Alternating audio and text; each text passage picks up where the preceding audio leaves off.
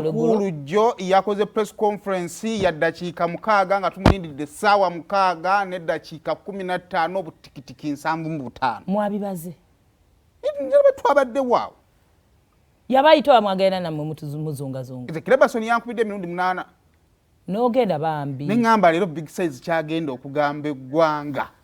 Atuse. Kati nga wabaddeyo tuwe buli kimu kye yayogedde mu dakiika 6. Ekisooka yayogedde mu Luzungu.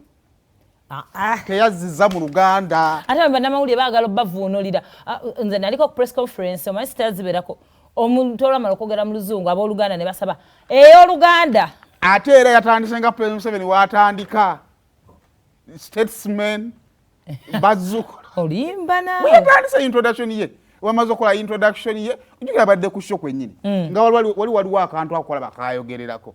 Yavudde eri bwati n'atandika okwogera, yamaze okwogera n'abikkako n'atambula n'agenda. Tewabaddeyo ayina ekibuuzaabuuze. Baye bonna abakuki nno. Kuki kulikayo video gye tumaze zanye badde ya Kuki Promotions. Kyokera nga buli abadde awo ensawo ya ssente badde wali mu nsonda. Ne musimba line. Bakola badde babagikubako endobolo.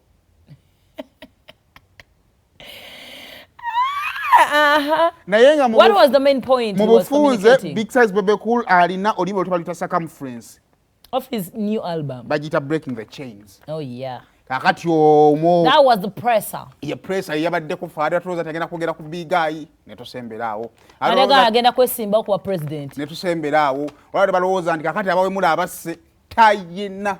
No sense wa mugo yayogeddeko yadde. Wabula mu bufunzi yagambye agenda kubanga akyusa music industry ya Uganda. Tutugamba ekyo kyayogeddeko kituufu. Yagikyusiza alinga no President Museveni myaka 3 akyusa. Ziza bafana era kyayogedde ku Bala ku BBS Telefina. Tukuwa otambula mu ba celebrities. Olutambula mu Sumulula.